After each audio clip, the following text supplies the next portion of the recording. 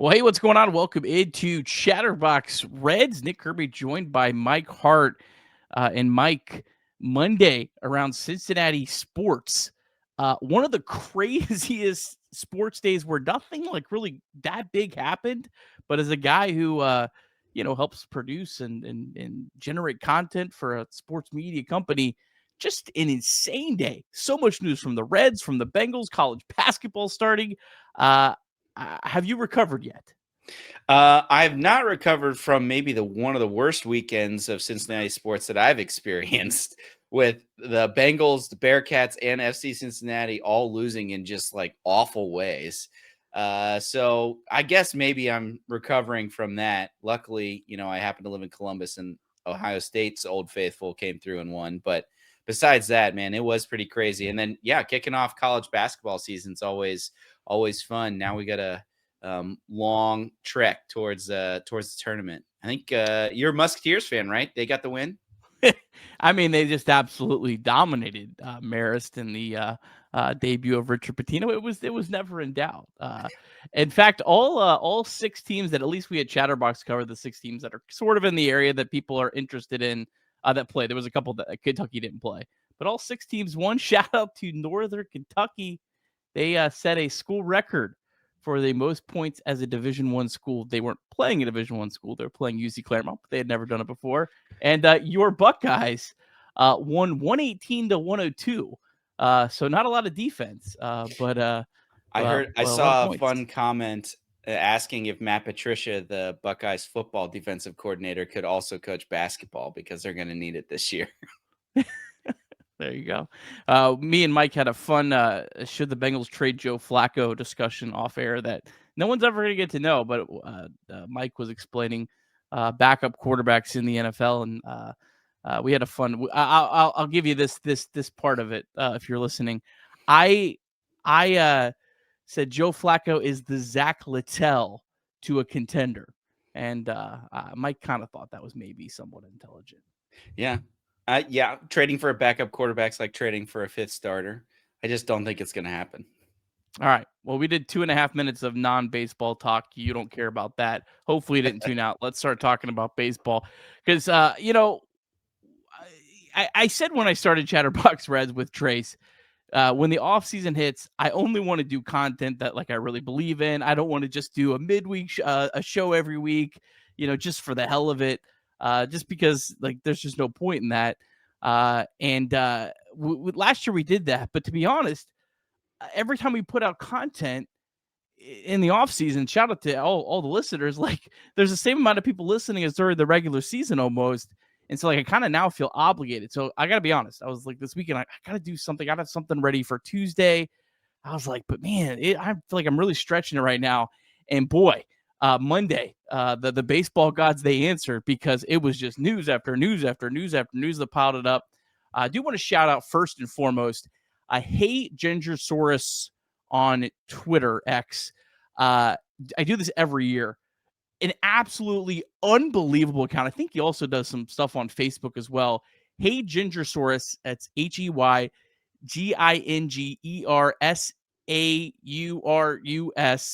I'm going to link that in the episode notes in the podcast version.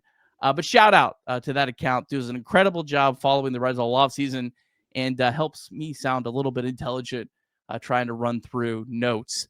But shout out to that account. A lot of the information that we got is honestly just from that. So shout out to them. But we'll start off, Mike. There was a trade on Monday. Ryan Vilade traded to the Tampa Bay Rays for cash. What was your initial takeaway from this? Initially, it was, oh, I forgot he was on the 40 man. That was my initial reaction. But I think it kind of makes sense. I think he was coming in playing outfield, and that's really probably where we're crowded on the AAA level. With Blake Dunn, Reese Hines, even people in the majors that would be handling that. So it makes sense. Let's hope, though, they can use those cash considerations to help with maybe signing a big free agent that we would get. Oh, we've already done that show, but it was, I'm glad that they're able to get something for him. it did seem like he was a DFA candidate or maybe hang on. But I think it also partially it was to, have additional spots to free up for potentially protecting some people from the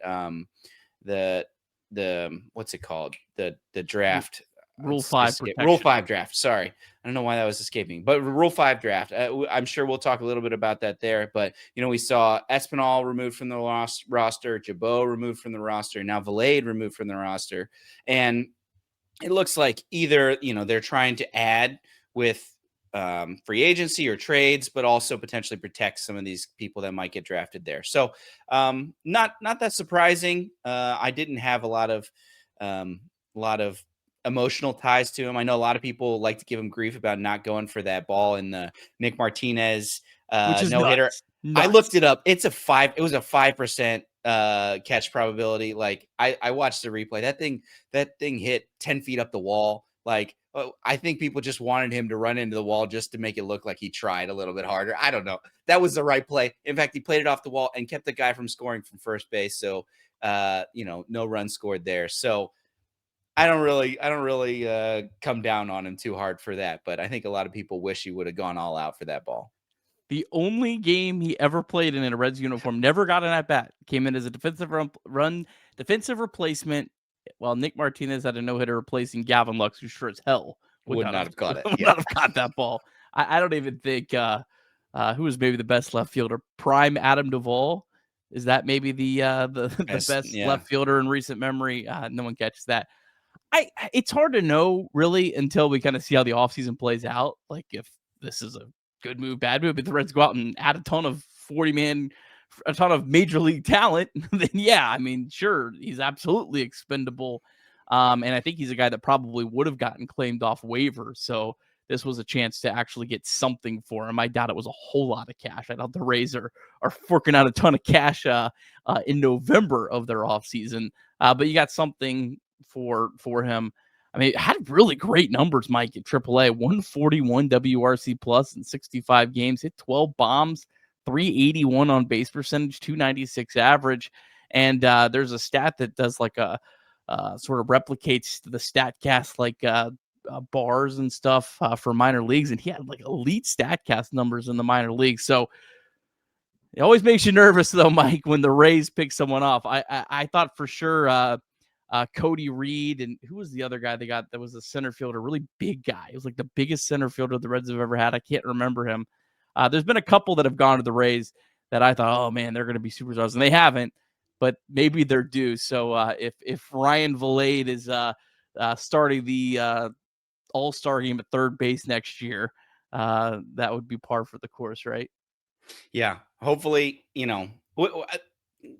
I think that they just throw a lot of darts and we'll get something. At least we can't possibly be fleeced as bad as the Cardinals have been fleeced by the Rays with Randy Arozarena and I think Adolis Garcia as well. So it's one of those things where, it's always in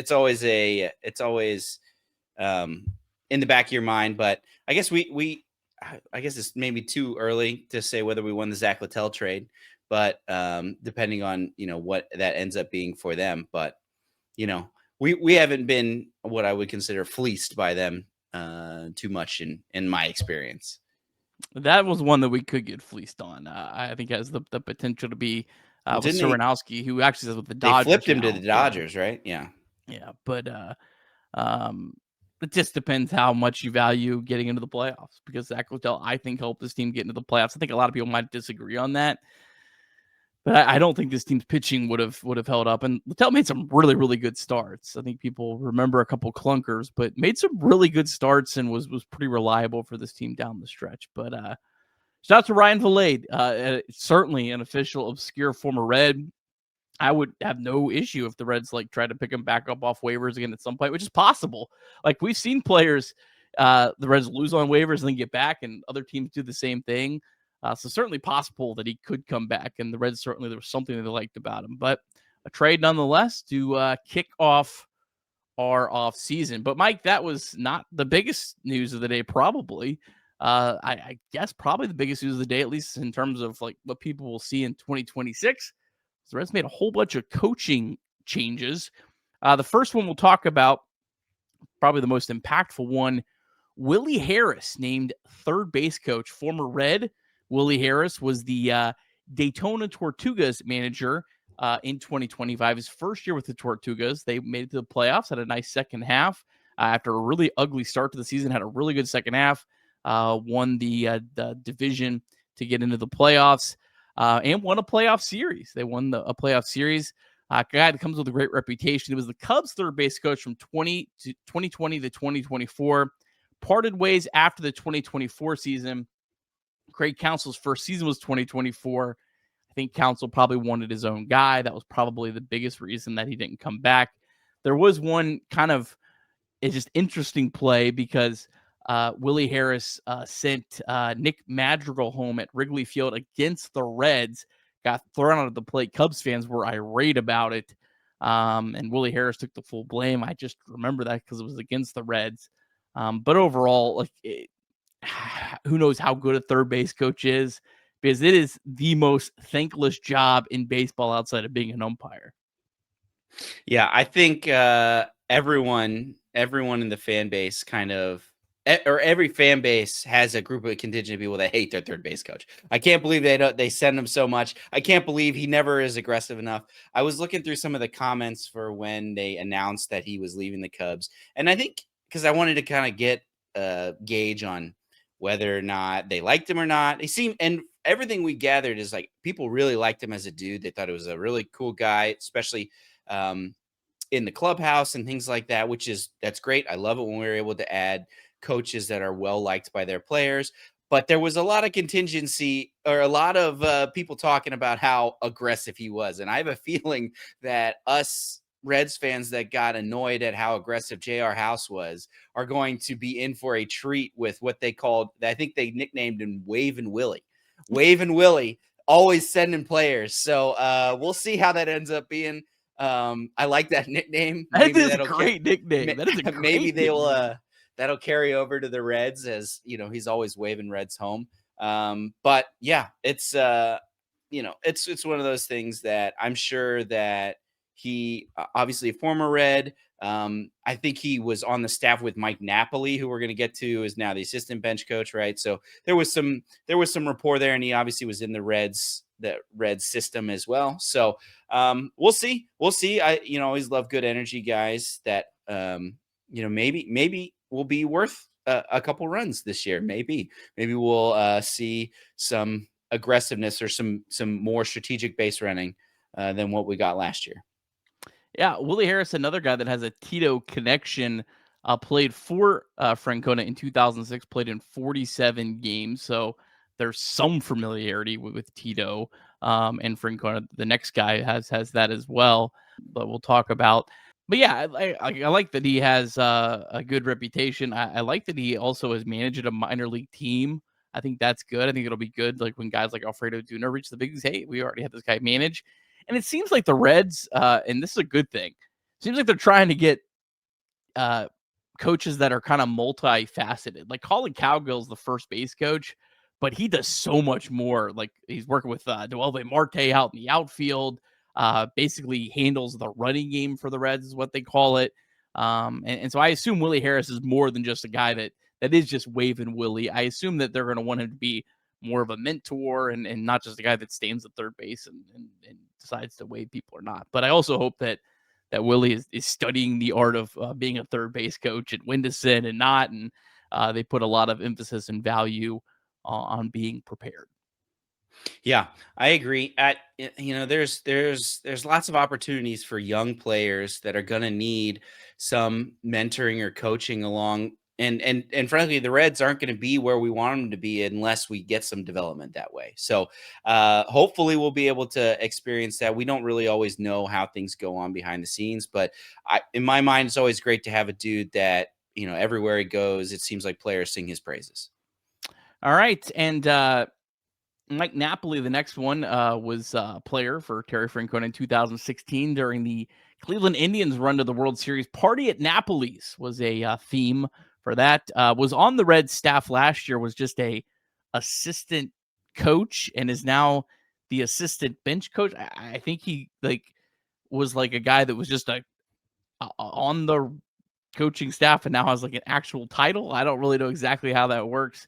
But Mike Napoli sticking around and has, I guess, a more official title.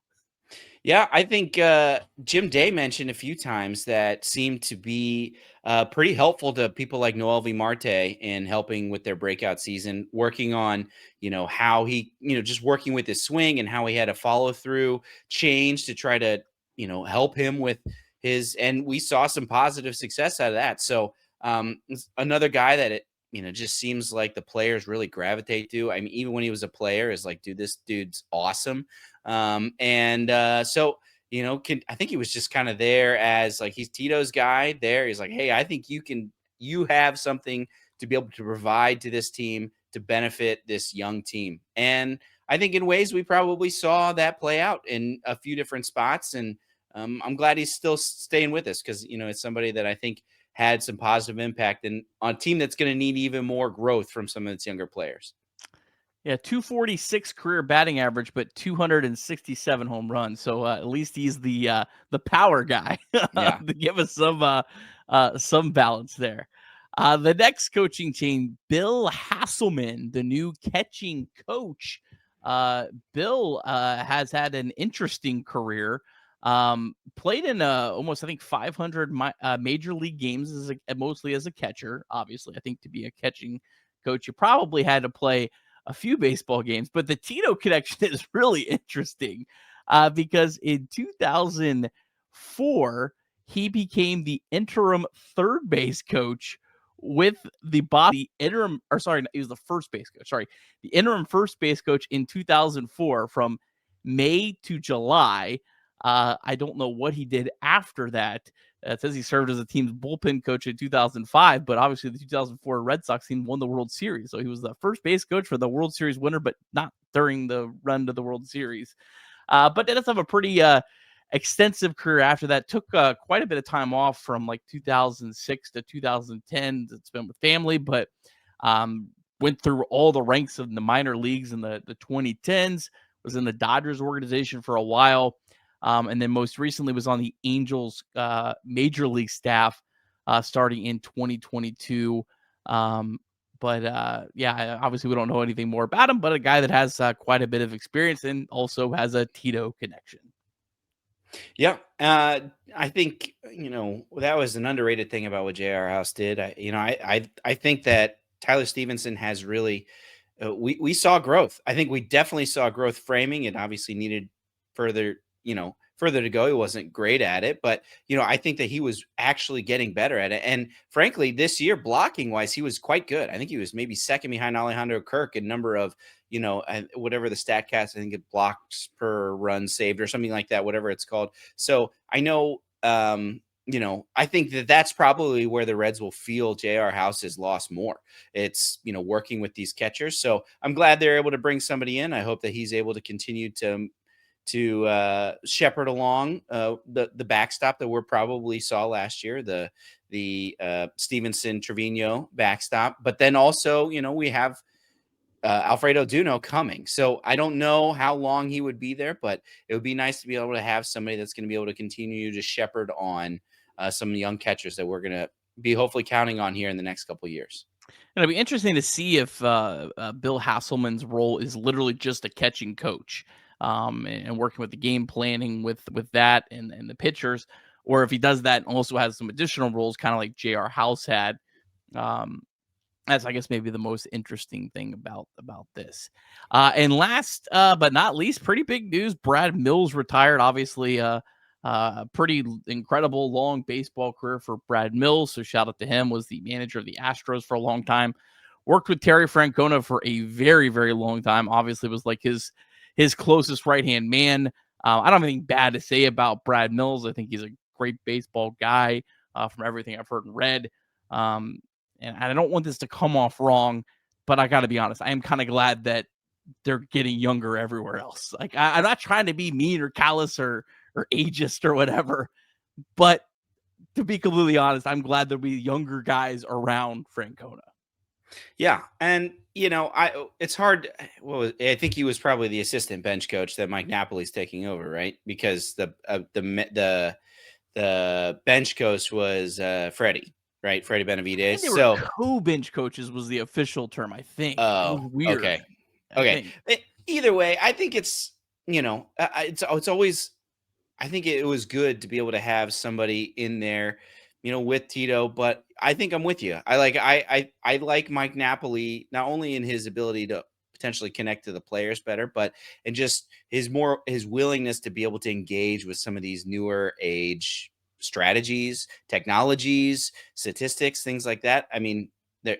I don't know that that's necessarily going to happen with Napoli, but I would like to think there's a better chance that some of these younger coaches that are coming in are going to be able to, bridge the gap with some of the statistics and some of the newer and proven by some of these smarter teams techniques to make your team better on the margins. So I agree with you on that. I think that we could see that as a net positive for this team continuing to move into the future of what baseball has to offer.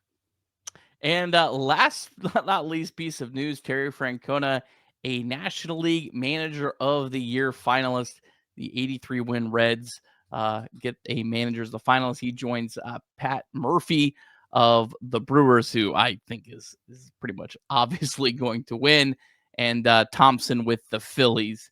But Francona, a National League Manager of the Year finalist, I think that I think people probably know my opinion. I think I gave him a C, so probably I wouldn't give him the finalist. But shout out to Tito. Yeah, they usually divide these. You get these nominations because by basically who was the manager of the teams that were the most surprisingly good, right? And obviously Pat Murphy's team, I think they were projected in some places to be at 500, and they finished with the best record in baseball. That's a surprisingly good team. How much of that is the manager? How much of that is other things? Who knows? But that's kind of where that lands. And I put the Reds in a category of, they overperformed what most of their projections were. So it makes sense that he would be nominated for this based on what we've seen in the past.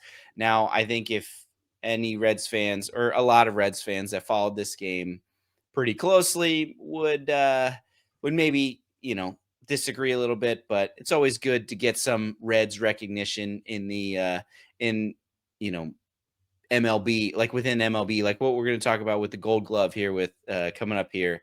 Like it's always nice to get the Reds into the national conversation, and even if it is with Terry Francona's last hurrah. Yeah, yeah. All right, and the other piece of Reds news: Brian Hayes wins the Gold Glove. Him and Spencer Steer were finalists. Spencer Steer did not win. Brian Hayes becomes the first Red to win the Gold Glove since Tucker Barnhart in 2020. First Reds third baseman since Scott Rowland in 2010. Only Brian Hayes' second Gold Glove.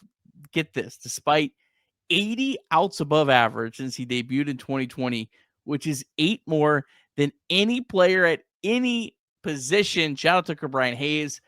I've talked about it before, Mike, but I think he's a big deal. I really do. I think people are saying, he's just this defensive guy that I guess he's kind of fine. I don't know. I don't like him because he doesn't do the power thing and he doesn't help fix the offense. He's still a valuable baseball player. And for a team that has been bad defensively for a long time, he drastically upgrades your defense.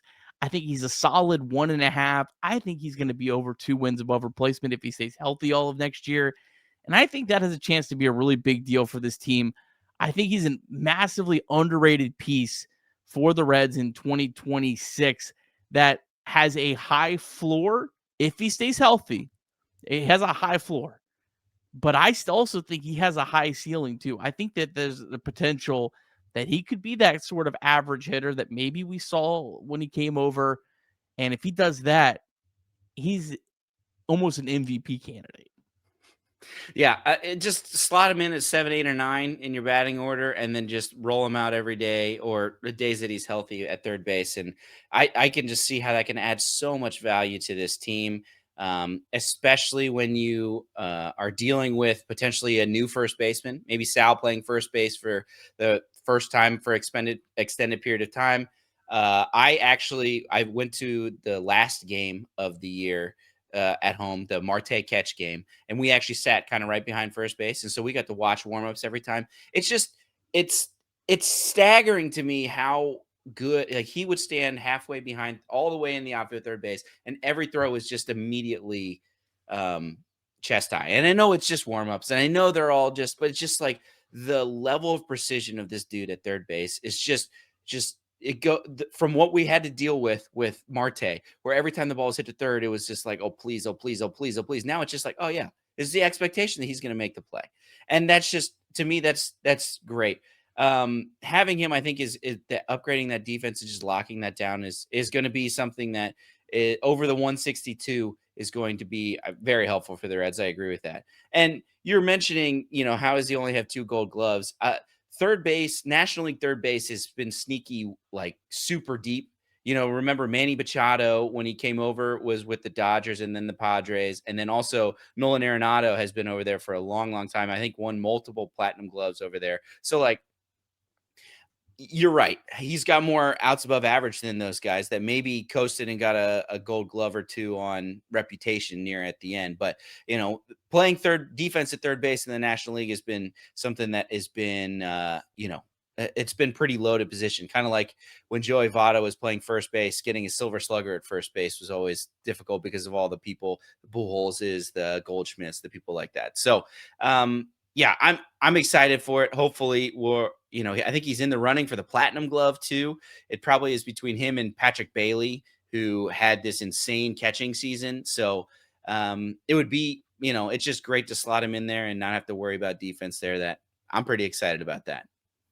Yeah, it's just, to me, it's like the Reds have a lot of problems. Brian Hayes is not one of them. like there's plenty of other things to complain about. Like, the Reds need to have a better DH. They need to have a better left fielder.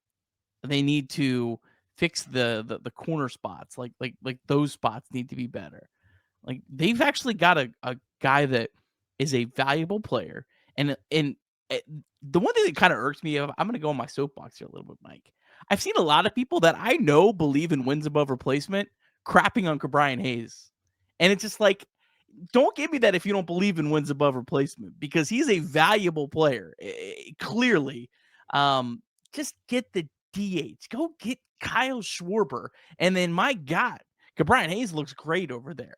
I'm excited about him, and I have high hopes. I have high hopes for him and McLean. And maybe the one thing too with Brian is having a guy that is such a just a elite, I think the best defender on the planet at third base next to Ellie De La Cruz. I don't think that can be a bad thing either.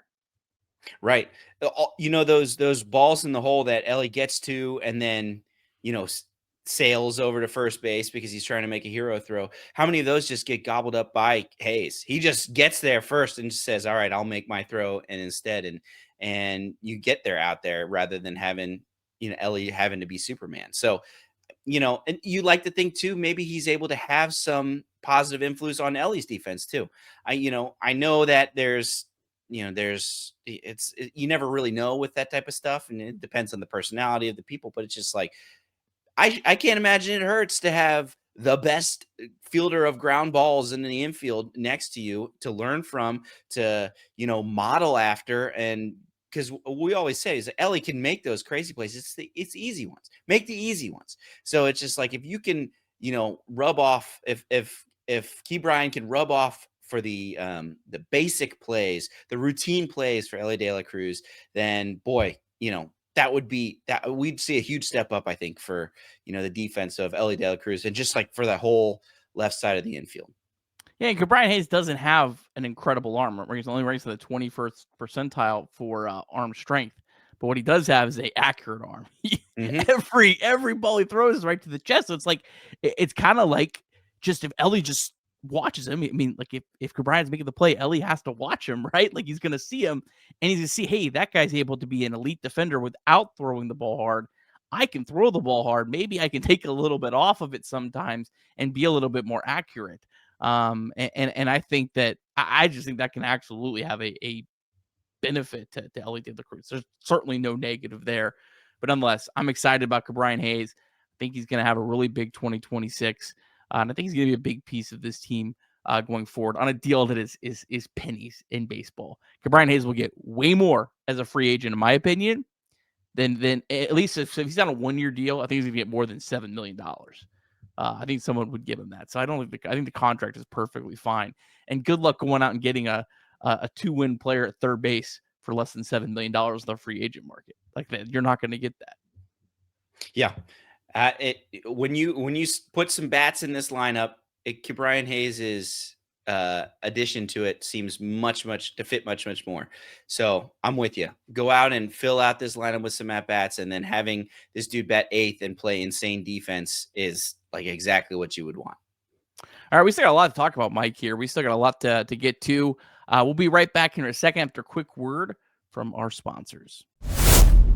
Deep South Commodities is a proud supporter of Chatterbox Reds and our Deep Drive of the Day, and DSC is a leader in renewable commodities for biofuel production, specializing in used cooking oil collection, aggregation, and sales. Visit www.deepsouthcommodities.com for more information. Thanks as always to our friends at DSC. And we also want to remind you that you can call or text 988 anytime, day or night.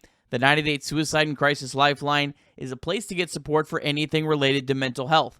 Whether it's an immediate crisis, simply wanting to find out how to connect with care, or anything in between, it's a 100% confidential, secure, and anonymous way to reach out for help when you don't know where else to turn. To connect, call or text 988 or visit mantherapy.org to get help. It's okay not to be okay.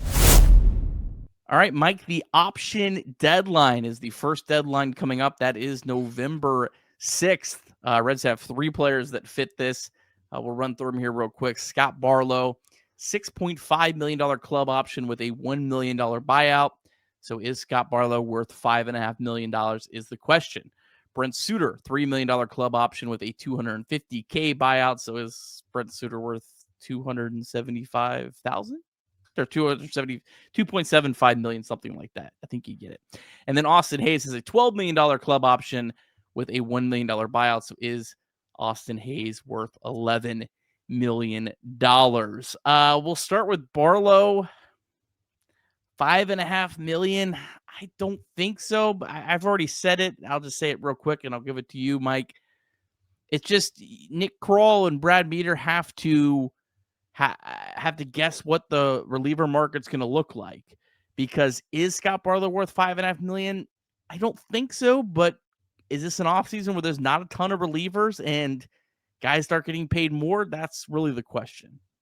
Yeah, I think the thing with this option is not only are you looking at the money, you're also looking at, what, like if you were to not release him to free agency, but you still liked him, I would imagine there's some thought, especially because he's Tito's guy. He's been with him in Cleveland and now in Cincinnati. It's just like, well, maybe he's not worth that much, but maybe we could bring him back on a cheaper deal or something like that. So you'd have to think that if they don't do that club option, there would be some thought of maybe we still bring him back, because ultimately he pitched pretty well last year. I was, he was run into the ground, and he pitched some big innings for the Reds, even after kind of being, having to basically been given some time off because he was just like running out of juice. So, what I think they should do is probably decline, buy him out and see then if they could bring him back on a smaller deal. But what I think the Reds are thinking is just like you just showed that graphic. There's a lot of holes they're going to have to fill in that bullpen with, it's either people like Scott Barlow, who you at least have some track record of, or people like Zach Maxwell, Luis May, people that have far less of a track record in the majors. Obviously, they've got better stuff, but it's the type of thing where it's like, well, you're going to need to balance having people in there that are going to have experience that can come in and are willing to go every day, are going to be available to do that and help get you through the season. So, I wouldn't be surprised if they do end up picking this up. I think they probably should try to see if they could get him for cheaper, because it's like if somebody is, wants, it's not the end of the world if Scott Barlow leaves. I think you could fill his role with other things, but, I'd still like to see him back. Yeah, I think the next guy we're going to talk about, Brent Suter, I think the Reds declined his option last offseason and then ended up reworking it, basically gave him an extra year with a buyout. Seems like that would make sense for Burrow. Let's kind of like rework his contract. Let's push to give him a buyout for the next year. And maybe, I don't know, maybe we try to get him at like 3.5 million or something like that. It feels like that would be worth it. But yeah, I mean, for a team that desperately needs bullpen help, and that's, I think, the most underrated thing this offseason for the Reds, I'd like to have Barlow back. Brent Suter, the next guy, I don't know. He's fine. Like he definitely has a purpose. Like he's very reliable, takes the ball whenever, is a great clubhouse guy. I just, 2.5 million, is that worth it? It's almost like the Austin Hayes catcher type thing, in my opinion.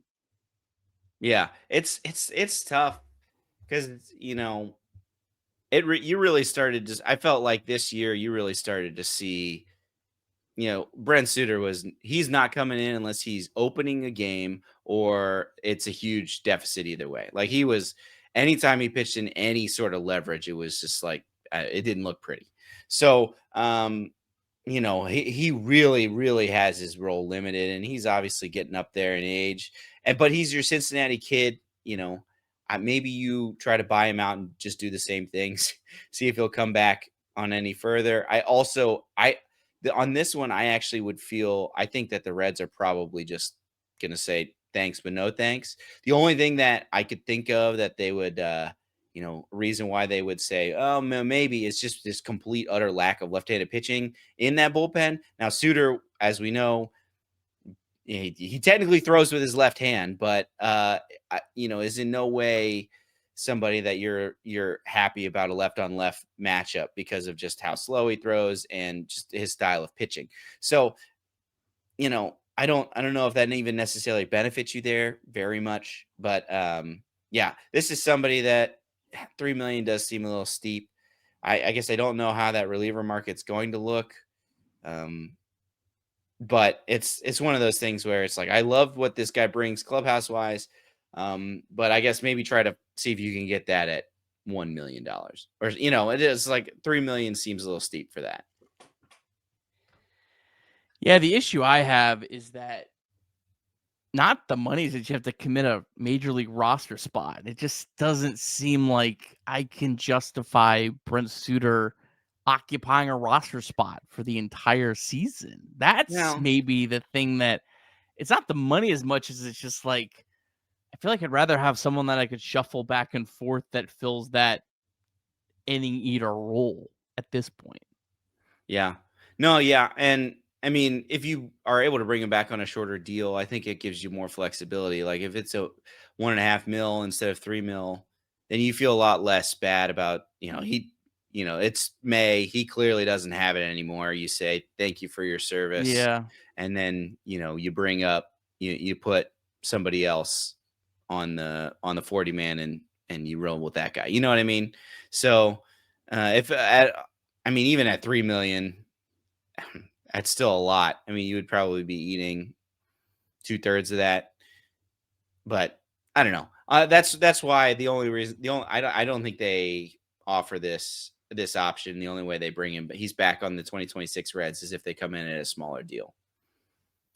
All right, the last player, the most fascinating, Austin Hayes, a guy that I think at times we're like, yeah, he's for sure going to have the Reds pick up their side of the option. And then other times you're like, no, he was terrible. I mean, ended up having a pretty solid year, 105 WRC plus.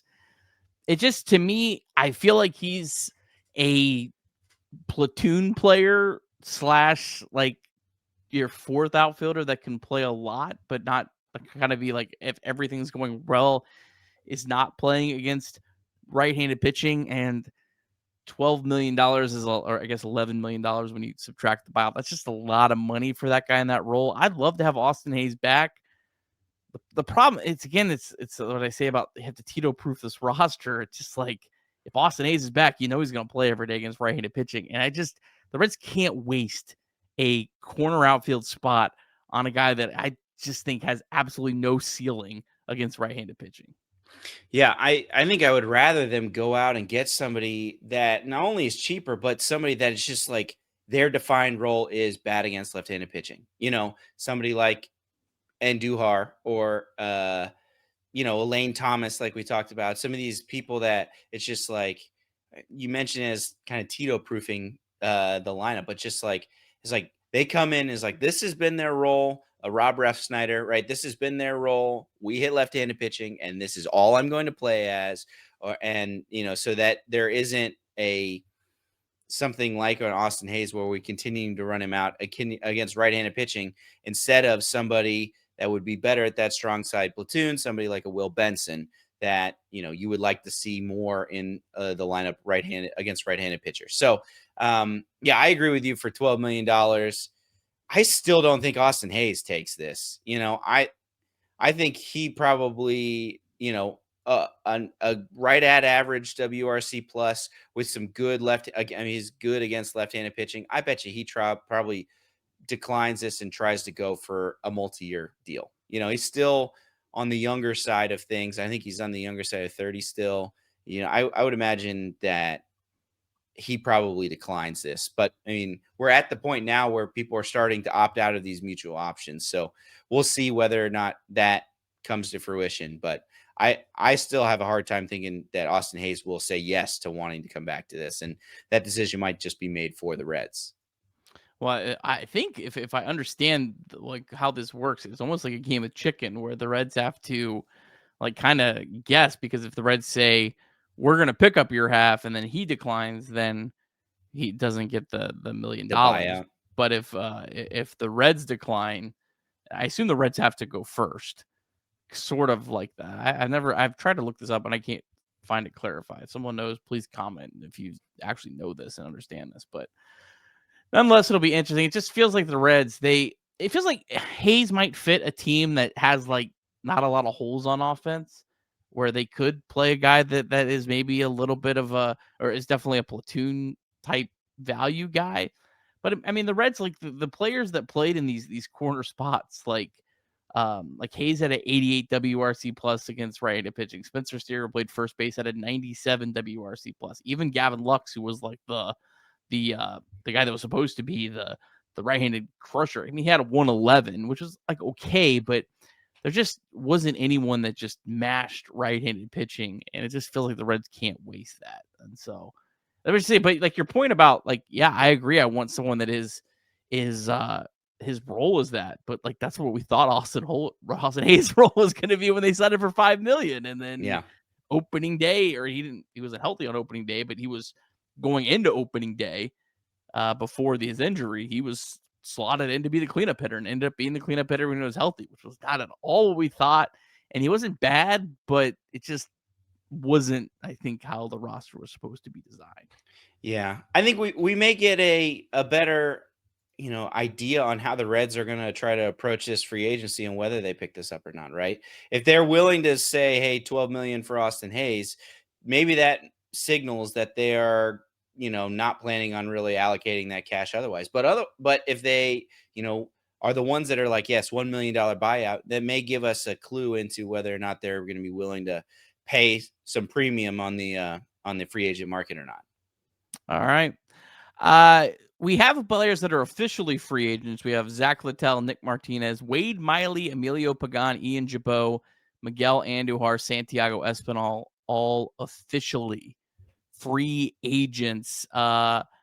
Mike, I asked you, we're going to go through this, to rank our most likely of that group that's going to return. We're including the option guys. We're including the option guys and the free agents, the most likely, and then the players that we are most interested in. Do you want to go first? Do you want me to go first? You want to most likely?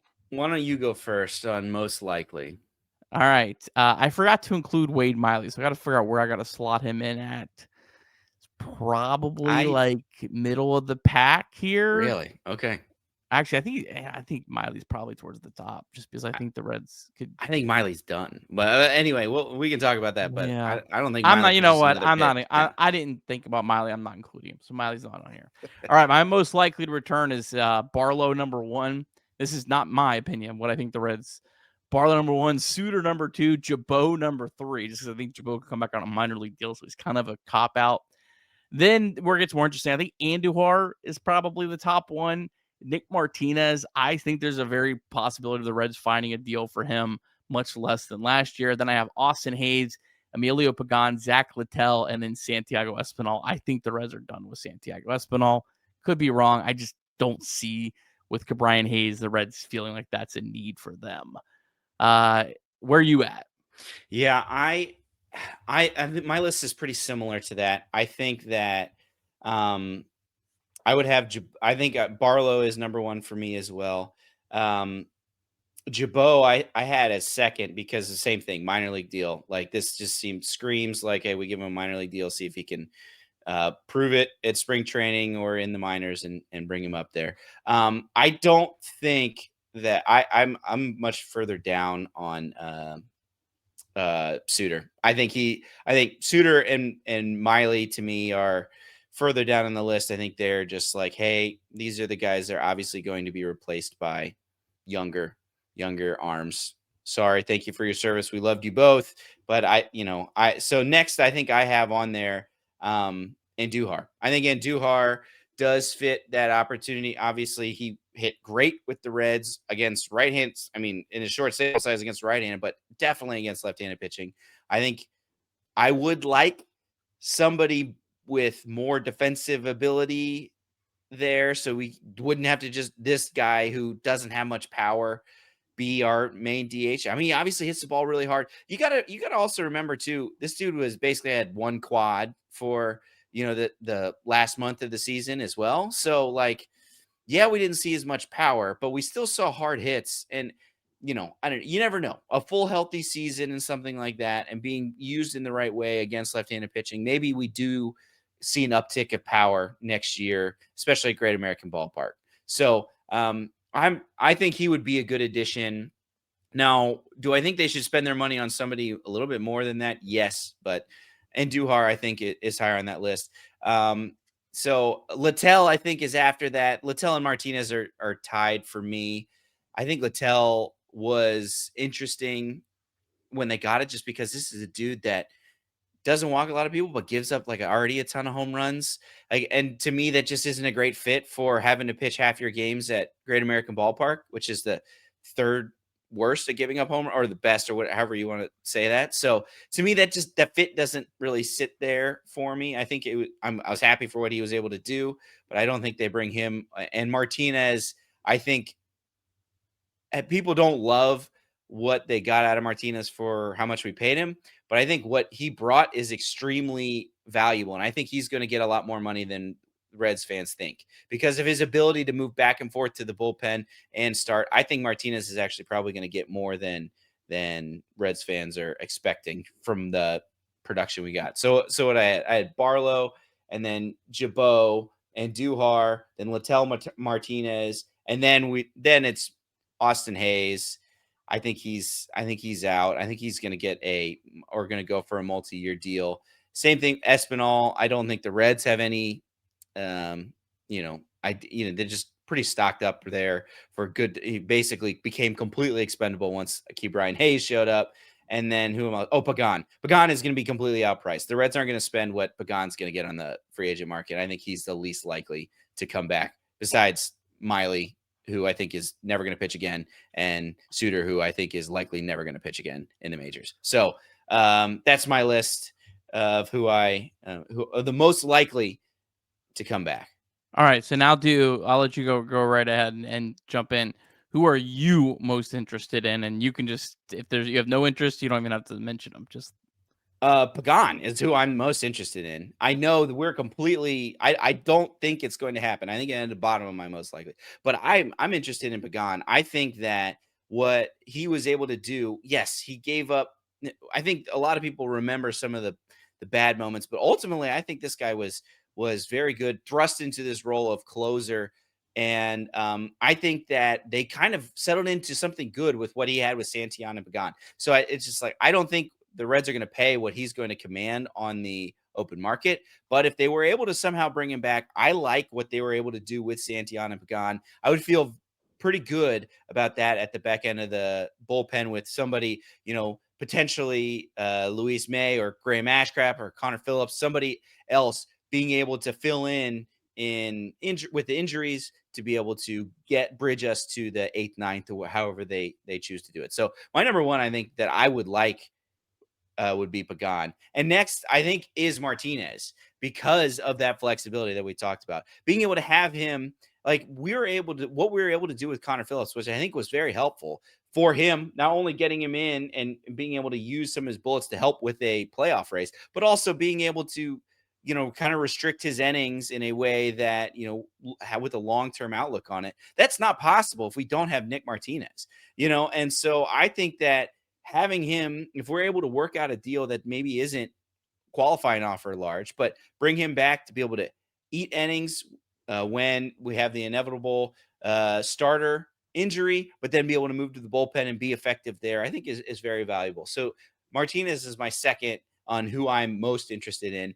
And then I'd say Andujar for all the reasons that I talked about earlier. I think he could be a good platoon bat. I would like a better bat than Andujar, but would not be upset if what they ended up with was Andujar at DH with a platoon side with somebody that hits right-handed pitching better. And then after that, it's like Hayes, Littell. I'm less interested in Littell because of, somebody that gives up a bunch of home runs. Doesn't seem like a great recipe in Great American Ballpark. Let's see did I mention Barlow? I guess Yeah. I like Barlow in there as well.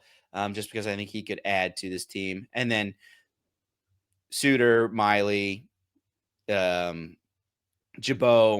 I don't think that those guys are somebody that could really help with this team moving forward. All right. My most interested list, I'll say like Jabot kind of like sort of first, just because if you can get him on a minor league deal, it just makes so much sense. So he's kind of like in his own category. We'll just put Jabot sort of semi first because he's a minor league deal. But I'll go in terms of major league deals. My number one, I'm kind of on the same page as you. Nick Martinez is my number one. I just think he has so much versatility. And when you look at a bullpen that it needs a lot of work, Nick Martinez, I think, can help fill kind of almost in some ways more than one spot. Like he's not just like a one inning reliever that you go sign. He's a guy that gives you a lot of flexibility. So if you have a starter injured, he can go into the rotation or he can be in the bullpen. I love what Nick Martinez brings. I think Nick Martinez was a valuable player for the Reds. I don't think he was worth the $22 million, but I think he was worth 10, 15 million last year. And I know a lot of people are not going to agree with that, but I think free agent pitchers is hard to go get. He works well with this team. He's willing to go in any role. You don't hear him complain when you're trying to get guys and you sign them into free agent deals. Like maybe our biggest complaint with like Austin Hayes not platooning was probably a lot of it was because he didn't want to platoon. He wanted to play every day. Nick Martinez, you never hear a single word about that kind of stuff. So I love Nick Martinez. I love to see him back. He would be my number one priority of the players Reds had. My next one is actually Littell. I know he doesn't pitch Great American Ballpark, but he's still a effective pitcher. And he also, Reds didn't really use him in relief, but he has been in relief before.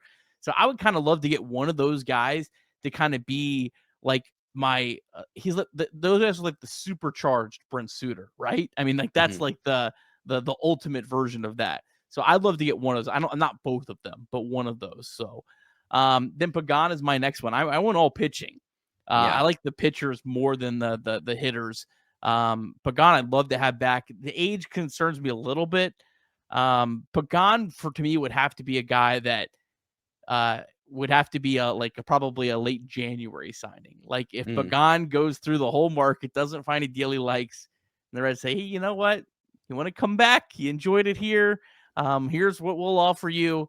I'm not giving the first offer to Emilio Pagan, but if he sees the market and it doesn't work out, I'd love to bring him back on a reasonable deal, almost probably similar money to what he had last season. Scott Barlow then for me is next, kind of just slotting in there. I think I've said enough about him. I have Austin Hayes next. I have Andujar last. I like Andujar, but like I just don't want him to be the DH solution.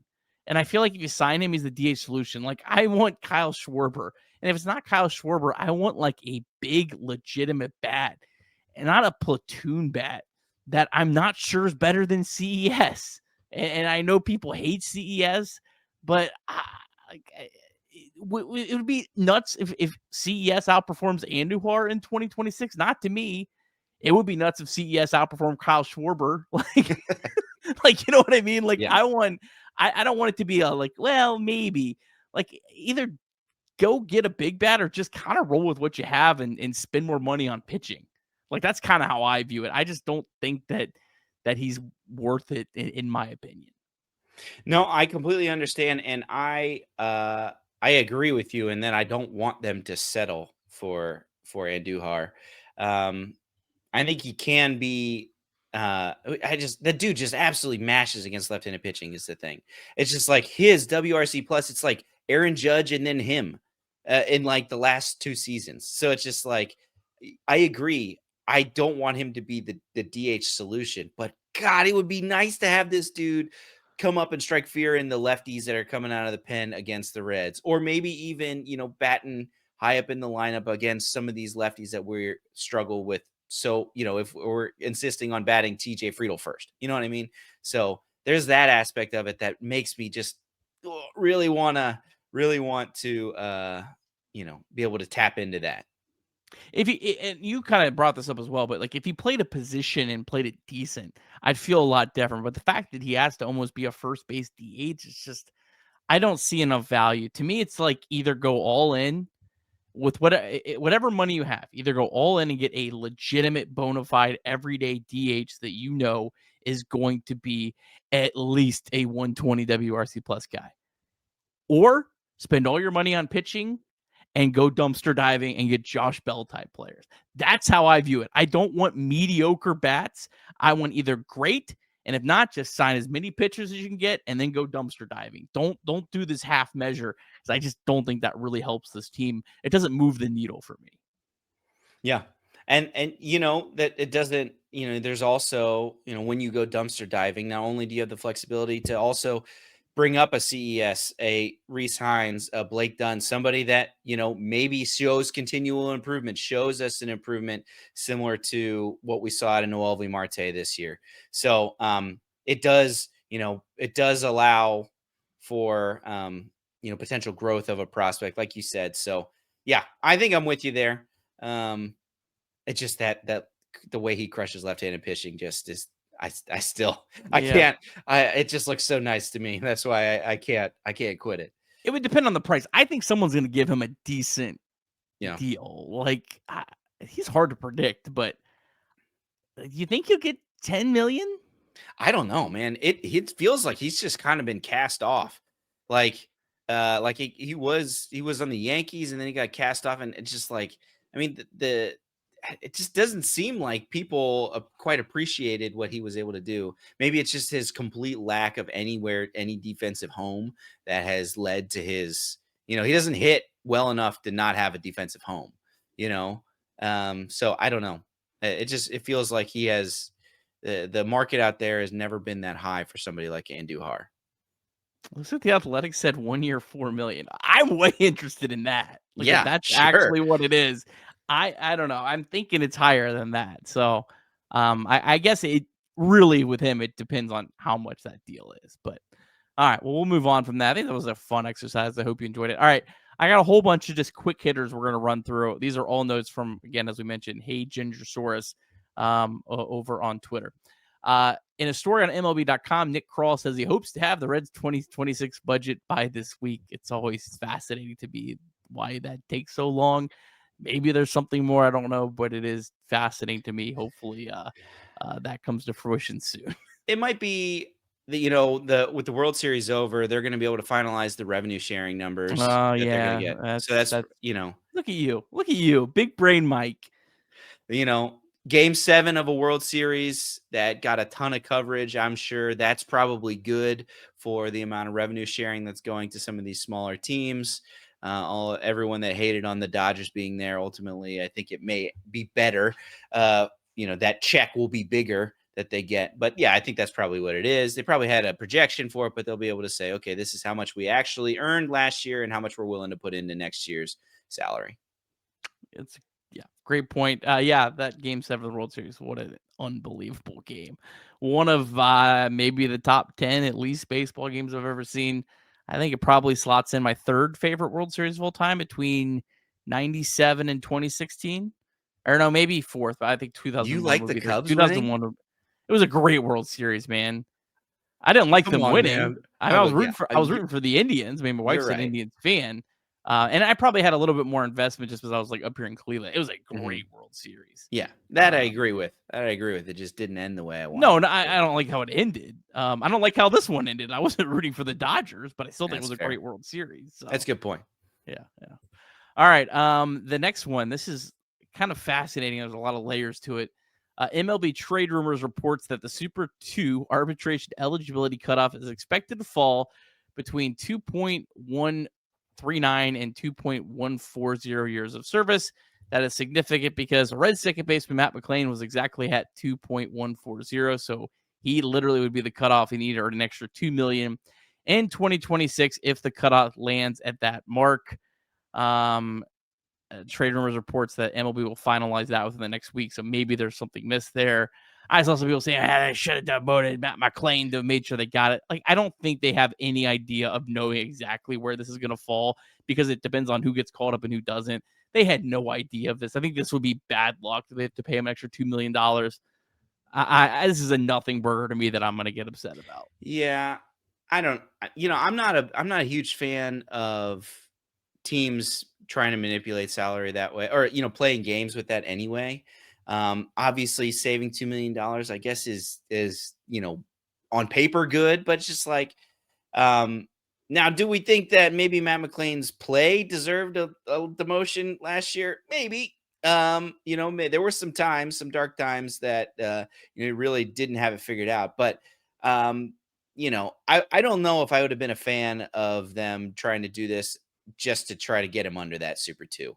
So, even though there's no way they could have projected, like there's no way they would have been able, like that was coming into their decision making at all, when they were determining whether or not they were going back and forth, or who they were going to send up and call up. So, yeah, I'm with you. I think it's just bad luck. Hopefully, you and I are, still on the Matt McLain bandwagon. I think that's going to be moot depending on, what we get from his bounce back season anyway this coming year. Yes. I've 1,000% believe that $2 million the Reds will get back. And hopefully Matt McLain, hopefully he goes to this offseason going, you know what? Hey, that team, they showed a lot of faith in me. They tried to offer me a contract extension that I was kind of an idiot and declined. And then you know what? They didn't hold that against me. They kept me up all year. I didn't perform. I was inconsistent. I'm very bullish on Matt McLain. I am. Whatever the over-unders are, I'll take every single one of them next year. I'm buying all the Matt McLain stock, and you can come in with pitchforks if I'm wrong. Some other just really quick hitters. Miguel Cairo does not get the full-time Nationals job. He was informed of that. Brett Boone not returning as the Texas Rangers to the Texas Rangers coaching staff in 2026.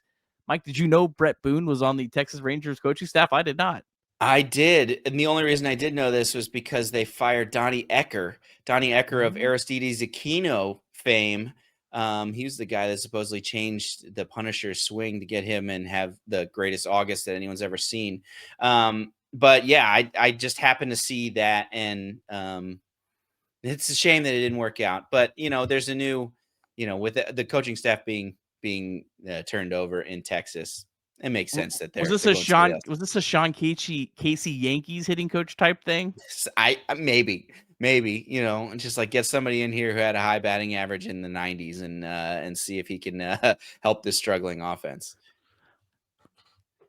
Brett Boone, great player, great career. Yeah, Shout out to loved him as a Red. That was great. Shout out to Brett Boone, and then I'm sure when he went to the Mariners, like that was all completely legit. There was nothing artificial about those home runs, but had a great career nonetheless. This is just a fascinating thing. According to the Athletic, MLB and the organizing committee for the 2028 Los Angeles Olympics are making progress on a schedule that would allow MLB players to participate in the games. The league is seeking a single extended break in July to accommodate both the All-Star game and the Olympics. I'm fine with skipping the All-Star game, but whatever, it's one day. I am 1,000 billion% on board with MLB players playing the Olympics. Are you a hockey guy, Mike? Oh yeah. I know exactly what you're talking about. Yeah, the Four four what Nations Cup or whatever that was. the That was such greatest a thing I've great ever incredible. yes, Yeah. yes. If MLB can tap into a tenth of that, it's great for the sport. Who cares? If we have to take 2 weeks off in the middle of the season for the Olympics Yeah, let's in the do it. United States, let's do it. It would be great. It would be incredible. And it'd be players like in the middle of their season. It's not the what do you call it? World Baseball Classic, where you have guys that are in spring training. I know that everyone's not going to be letting guys go 9 innings in this for their country, but I think Major League Baseball, the teams, the owners, everyone, and the players, I think everyone should take a step back like the NHL did. Say, you know what? We know maybe some guys will get hurt. We know there might be some unfortunate consequences of it, but the long-term benefit of the sport, I think, could be massively impacted. I fully support going all in on this, and please don't have a great Reds player get injured in this and me like regret this. But I am willing to take that risk because I think it would be so good for the sport, especially after we're going to have a really long lockout the year before. Right. I know, I completely agree with it, and I think the fact that they're trying to put it in July, I guess that's when the Olympics are, but it's like that is them being like, yes, this is our we understand that this is the platform to grow the game of baseball, unlike anything that we'd ever seen. I am actually not a huge hockey fan, but I watched every single one of those Four Nation games Same. because they were electric. And we saw maybe a glimpse of that in the World Baseball Classic was a couple years ago, where it ended with Shohei Ohtani striking out his teammate Mike Trout to end the World Baseball Classic. Like that's the type of cinema that just like makes baseball so good. And to be able to bring these teams that maybe are, you get to highlight players that you wouldn't normally see, and you'd be able to see this, just the amount of outpouring and emotion that comes from playing for your country, which, I actually, I was a collegiate swimmer. And so I got to experience or talk to a lot of people about that. And just like, there's something different about being on a national team, being able to have the red, white, and blue, or whatever your country is on your hat, is something that is just unlike anything that you're going to be able to experience in your professional career. I'm super excited to see this. I hope that they were able to, we're able to get a cool moments out of this type of thing. We get baseball players that get to walk in the Olympic opening ceremony. Like there's all kinds of different things that you're going to have, NBA players at the USA games. You're going to have a bunch of, celebrities that are going to be, I think there's going to be so much. It's going to be these, like what we're seeing with the World Series, just amped up for a whole week, maybe even longer than that, depending on how long, the tournament goes for these games. I couldn't be more thrilled with it. I really hope that, I'm looking forward to seeing, like, to the point where it's like, maybe I should go. Maybe we should get out to LA and go to some of these games with my kids. My kids are going to be a little bit older in 2028. Like that's the type of thing that, I'm just extremely looking forward to with this Olympic Games. Yeah, I can't wait to watch Matt McLean and Will Benson represent the United States. I think that would be incredible. Will Benson, 108.11 mark in the show. We had to make sure we get him in there. A couple other quick hitters. MLB Trade Rumors released its annual top 40 offseason trade candidates. Would have been nice if we had this before we went through 41 candidates a couple weeks ago, Mike. But the only red on there was Brady Singer, who's at number 17. I just don't think Brady Singer is going to get traded this offseason. I just don't see enough of a return to want to move that. And I don't think that money. I think the Reds understand that paying $11 million for a pitcher is a good value. Mm-hmm. I think they're wrong on that. Do you disagree? Do you think there is a chance he gets traded? I'm with you. I think that especially because of where this team seems willing to spend offensively. Power costs money, and that doesn't seem to. And now, obviously, we'd love for them to splurge and prove me wrong, right? Yeah, I will gladly admit that I was wrong there, but it's just like it seems that this is where this team is going. Is like we're going to build from our pitching, and we saw that work out very well this year. Just lights out pitching, especially from our starters, and Brady Singer was a huge part of that. And not only was he good, he made all his starts. Like that's just so rare these days. It's like a dude that's going to come in and get you 30 to 32 starts a year is so, and it's just like so valuable. And you're right. I don't think that people value that as well as much as I think that the return for that is not going to be the big power bat that everyone's looking for. I think it's probably it would be disappointing. And as we've seen with Nick Kroll, he doesn't seem to be willing to make a trade just to make a trade, right? He's usually making a trade with a pretty good guarantee, at least in his mind, that they've won the trade or have gotten something significant back for it. So I agree. I don't think Brady Singer is somebody that we would see move this fall or this summer. Yeah, the team that paid Nick Martinez $22 million, I think they're going to pay Brady Singer around 11, 12 million.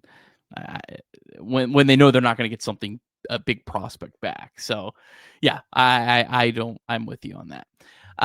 Last one before we get to some Arizona Fall League notes. Michael Lorenzen, he was already got his option declined. It was a mutual option. $12 million from the Royals. They paid a $1.5 million buyout. So Lorenzen would obviously be cheaper, you would assume, than $12 million. It wasn't great, but wasn't bad. Had a nice steady career. I'd put him in that like Littell type range of a guy that I'd love to get, a guy that could maybe be that sort of flex guy that can go back and forth. I'd be fine with the reunion. Yeah, it's tough because where I feel like I would feel the most where I'd want to slot him in would be the bullpen. And I think the reason he left in free agency is because the Reds kept putting him in the bullpen and he was like, I want to be a starter because the start, so that makes me think that it probably He had his is run to the sun. He's 34 now, and he just got his option decline. Like he's got to be like, hey, I might have to take the Nick Martinez path. Well, try. Yeah, maybe he will. I do remember though when they came out with the Ohtani rule, basically that you can move people back from hitting and pitching way easier with the DH. I was just like, dude, the Reds are going to take advantage of this with Michael Lorenzen. I remember having that thought, but that didn't end up coming to fruition. All right, some Arizona Fall League updates. Rhett Lauder made his fourth start on Saturday, went 3 innings. That's just the furthest he had gone. Did allow a pair of solo home runs, 3 earned runs overall, but struck out 2 and issued his first walk of the fall. 44 pitches, 26 for strikes, hit 95 with his fastball. Trevor Kunsel struck out 4 batters over 2 scoreless innings last week. Now it's 13 strikeouts in 5 2/3 innings in the fall. I'm very excited about Trevor Kunsel. I think he's got a sneaky chance to work his way up to the big leagues next year. Cam Collier, after a really strong start, has struggled of late. 3 for 18 last week. Overall, hitting 230, 382 on base percentage. Leo Balcazar slowed down a little bit. 6 for 23 last week, but continues to lead the Arizona Fall League with 26 hits. 2 more than Rockies prospect Charlie Condon. This fall, he's hitting 347 with a 410 on base percentage. I think maybe a reason Ryan Vilade got traded is because Leo Balcazar has pushed his way onto the 40-man roster. He's Rule 5 eligible. Alfredo Duno is really struggling in the AFL. Went 1 for 14 last week, now hitting just a $171. Does, though, as he's shown, 10 walks, only 41 at-bats. But again, this is a guy that was playing in low A last year. This is players way above that. I think this is just a good experience for him. Not taking much out of his numbers. And then a couple more here, Mike, before I kick it back to you to see any thoughts. Some outside of the Arizona Fall League, Ichiro Kano, the greatest name in the Reds farm system. has appeared in 10 games in the Mexican Pacific Winter League. He's 3 for 13 with a double and 4 RBIs. Carlos Jorge, off to a really good start in the Dominican Winter League. 389 average, 476 on base percentage in 7 games. OPS over 1,000. He's hit a home run. Carlos Jorge, player that had a pretty disappointing year, but I love him as a prospect. He's a fun player. I think he's really talented. He is Rule 5 eligible, but I don't think he's going to get out of the 40-man, and I don't think the Reds are going to lose him. But a player that I think that there's still reason to be excited about. A couple other notes. Reaver San Martin yet to allow a run in 4 innings in the Dominican Winter League. And for Francisco Urbaez, 5 games in the Dominican Winter League, hitting 333, 429 on base percentage. Mike, any thoughts on any of those players?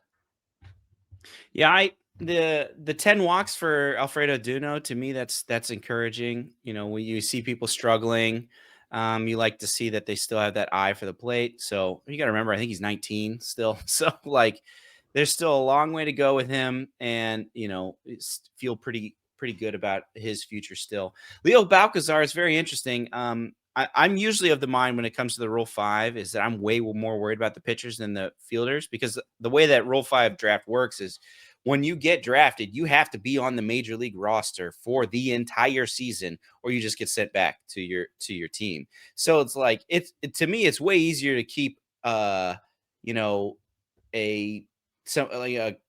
or what's Nestor Laurent, right? Or who are some of these other, Jose Acuna on the, just like as the, mop up guy in the bullpen for a whole year. For the A's to be able to keep somebody like that on the bullpen is not, I could definitely see that happening, rather than somebody like an Edwin Arroyo, or even, Leo Balcazar, right? Maybe he's hitting his way into being protected, but it's just like, these are guys that are mostly double A guys. It's hard to, unless you're a star, to go from double A to being on a major league roster for your entire, for an entire season. So that's, I'm not too worried when it comes to Rule 5, about that. I think maybe Leo Balcazar is the only one that's going to take advantage of a hot Arizona Fall League to get on a roster, which is good. Makes him next up for potentially being called up. Yeah, the fact that he plays shortstop, I think, gives him maybe a chance that someone would take a flyer and say, hey, you know what, this guy can play shortstop. We could maybe hide him on the roster as a backup shortstop type situation. Yeah, I don't know. He's an interesting player because he's been a high prospect. He's had an up and down minor league career. It's exciting though that he's starting to make a push now when he's starting to get to the upper level. So I certainly think it was maybe you that were like, maybe they're sending him there to kind of shop him around a little bit. Let possible. him get. He does seem to be, there's a lot of middle infield depth within this organization. He goes and performs well at the Arizona Fall League. He is able to be a part of a trade that brings in some major league talent. Yeah, I agree. He is someone that is somewhat, if you look at the Reds prospects, probably one of the more expendable prospects, just because he's behind Edwin Arroyo on the depth chart. He plays shortstop, and he can play every position, but he's not an elite bat. He's not an elite glove. He's just kind of he's good at everything, but he doesn't have that one incredible skill set. So yeah, I think that is also maybe something that plays into this as well. So I'm interested to see kind of what happens to Leo Balcazar, but nonetheless, it's good for whatever to decide that he's playing well. Mike, what we got coming up here? We've got free agency officially beginning on November 6th. That's also the deadline for the options, as we mentioned. Qualifying offer deadline's also November 6th, but we don't think the Reds have anything to do with that this year. GM meetings, November 10th through 13th. The Rule 5 protection is November 18th. When we get closer to that, we'll dive into that a little bit more. And then right after that, something we're really going to want to dive into is the non-tender deadline. Hopefully we have a little bit more of a better idea of where the Reds might be leaning. Mike, any final thoughts here before we wrap this up? Lot here today about the Reds offseason. Yeah, no, we genuinely were like, what are we going to talk about coming into it? And we went an hour and 20 minutes on it. So yeah, appreciate you having me on. It's always good to keep the Reds in mind, even when Cincinnati Bengals continue to disappoint me year after year. Speaking of the Cincinnati Bengals, we have a lot of content here. Chatterbox Bengals. It's had really great viewership and listening on the podcast. I know they're going to go live during the trade deadline Tuesday 4 p.m. So if you're watching this, they're going to go live around that. So Chatterbox Sports on YouTube, all kinds of Bengals content. Chatterbox Bengals available everywhere you get podcasts. If you can, I've asked this a couple times, but leave them a 5-star review wherever you listen to this podcast. I'm sure if you're listening this deep into the show, you've already left Chatterbox Reds a 5-star review. I'm trusting you at this point. So please go do that for the Bengals. Those guys put a lot of work into it, and we are really trying to help push that out. All kinds of other great content. FC Cincinnati, they have a do or die playoff game on Saturday. The Flying Lion podcast has you covered. They're doing a live show Tuesday night, I think about 8 p.m. Will be available in your podcast feed on Wednesday morning, and they'll be covering the playoff game. Chatterbox Bearcats, basketball and football. Those guys are going to be rolling with content almost every couple of days, probably at this point. So be sure to check out Chatterbox Bearcats everywhere you get podcasts and on Chatterbox Sports on YouTube. All kinds of other content. Check us out. We appreciate that. Mike, you brought this up. We thought we would mention this. YouTube has a new feature where you can hype 3 videos a week. So we would appreciate if you did that here on YouTube. If you're watching, so if you like it on your phone, then it'll like slide over and it'll say, do you want to hype this video? Hype this video or hype any of our other content on Chatterbox Sports. We think it helps the algorithm, so we'd appreciate it if you did. But Mike, appreciate having you on, my friend. I'll bug you again soon, and we'll keep yapping about Reds baseball until they tell us not to yap anymore. Any final thoughts? Yeah.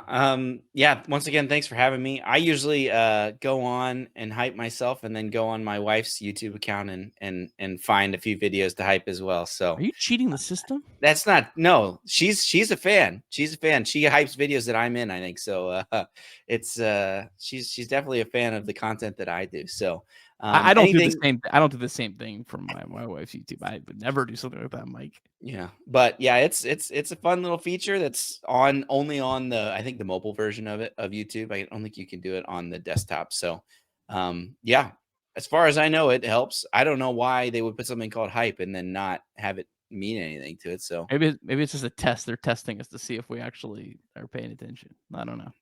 But hey, it's like I don't think it's gonna hurt us. no, I agree. So, all right, we'll wrap this up. Appreciate you, Mike. Appreciate everyone listening as always.